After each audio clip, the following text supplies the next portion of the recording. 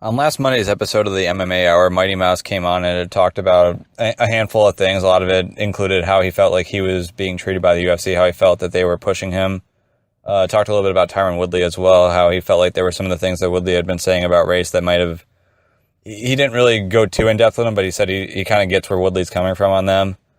And was also talking about how he's starting to build a pretty big following with Twitch and how he feels like the UFC could be doing a better job of marketing him.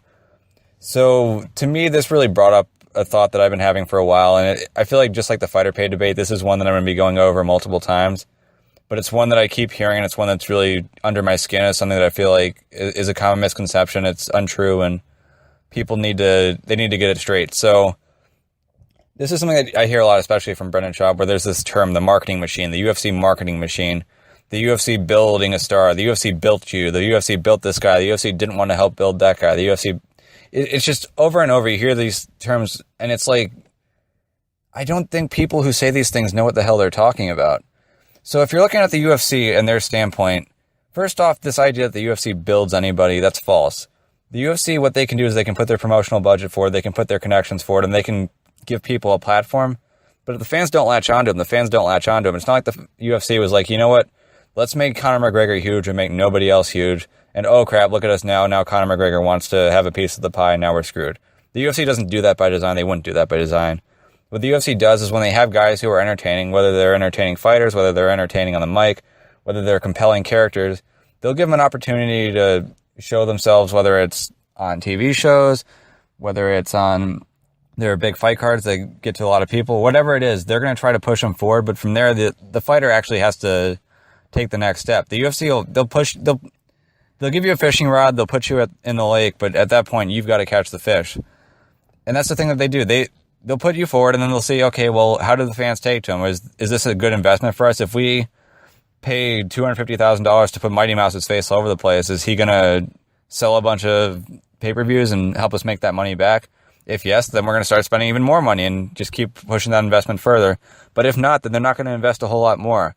So with Mighty Mouse, he was a guy where he's been put on a lot of co-main events of really big fights, so it's one of those things where a lot of people are already going to be watching the card.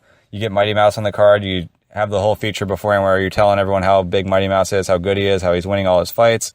They put him on Fox, which generally, a great pay-per-view card, if it gets 500,000 buys, that's a big night for them. For a Fox card, a bad one gets 2 million views. So you're getting out there to a lot of people, you're on network TV, no one's having to pay for it, it's a lot easier to see. Again, everyone at the bar can see you there. It's a good opportunity for you. And again, with Mighty Mouse, they've also put him in a lot of those preview shows on Fox as well, where they're previewing to the fights. They've done the cross-promotion with the NFL, where if you're looking at MMA, their core demographic is males 18 to 34. The NFL also shares that demographic largely. They tend to skew a little bit older as well, but you're going to get a lot of people in that core demographic just watching the NFL games. They're putting advertisements out for him on those events when he was fighting on Fox. And with all the opportunities that they gave him, he just didn't really stick. And that's why the UFC isn't constantly throwing more and more money at him and pushing him even further and trying to make him a giant star. Because they've already done that. They've already given him a chance to connect to a lot of fans, and fans just aren't really connecting to him.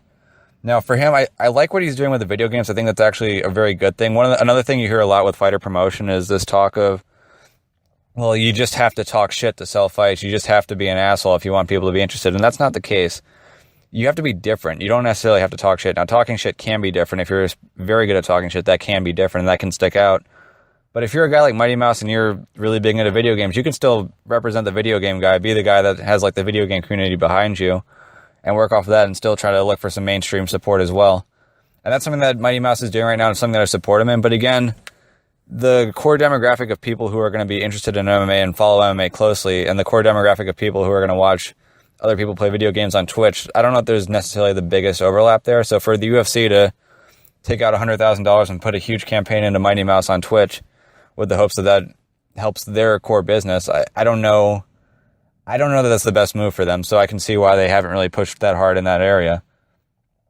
But again, for Mighty Mouse and for a lot of these other fighters, the UFC doesn't not want people to be stars. They love to have more stars. Stars are really the big selling point for them. When they can have one event with Ronda Rousey headlining and the next event with Conor McGregor, that's a lot better for them than where they're at right now, where they're having Jermaine Durandamy versus Holly Holm headline a show in Brooklyn.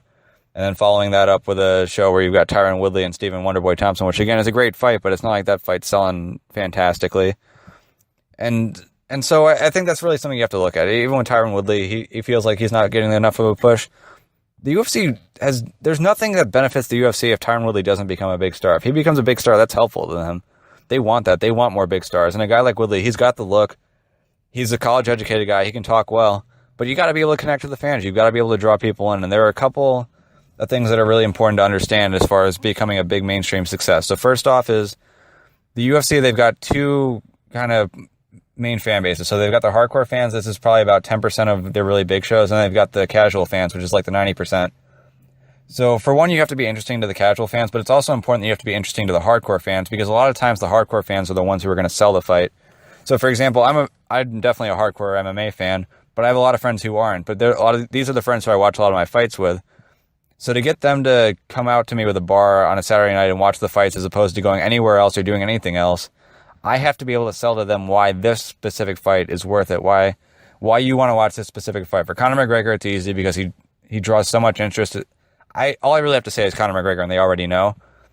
But if you're looking at a guy like Tyron Woodley or even Mighty Mouse Johnson, if I'm going to my friends and I'm saying, hey, Mighty Mouse is fighting, he's a great fighter, they're like, yeah, everyone in the UFC is a great fighter. What else?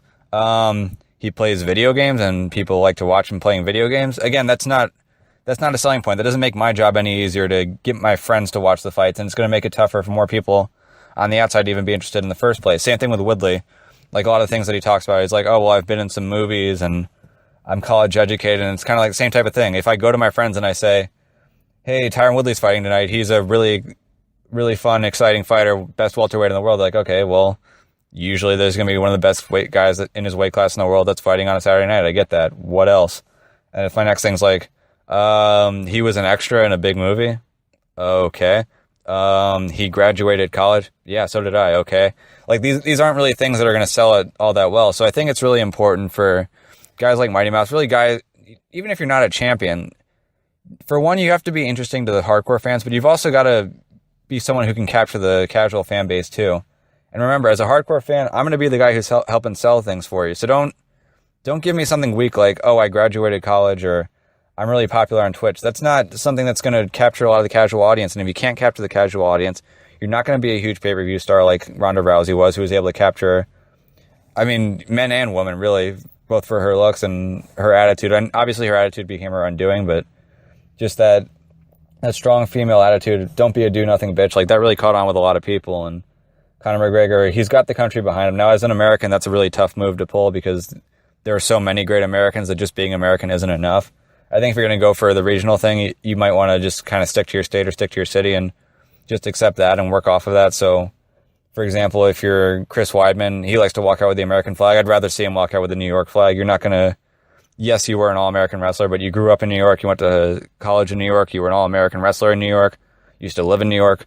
Be the New York guy. Don't be the America guy. That's what I would say to him. But even still, with there being so many great Americans, it's tough. Now, people like to say that Americans aren't all that nationalistic. I don't agree with that.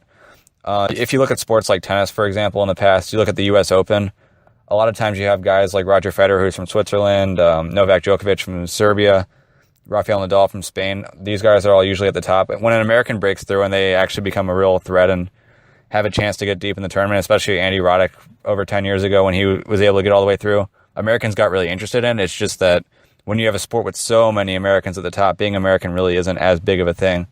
Whereas for the Irish, their only guy at the top seems to be Conor McGregor. Joe Duffy's good, but he's not quite at that title level yet. Even with Canada, like when they had GSP and Roy, when GSP retired, Canadian MMA dropped off pretty significantly. Like the UFC wasn't able to go there and do as many shows because there wasn't as much interest. So Conor's got that going for him. He's got the country behind him. But if you're an American fighter, which most UFC fighters are American, if you're American, if you're trying to work your way up, you got to be interesting. You've got to find something unique about you that I, as a hardcore fan, can tell my friends to get them to say, you know what, I don't watch every fight, but this one sounds interesting. I'm going to see this one compared to the others. And it can't just be what you do in the octagon. There's got to be something more and something that's interesting on top of that.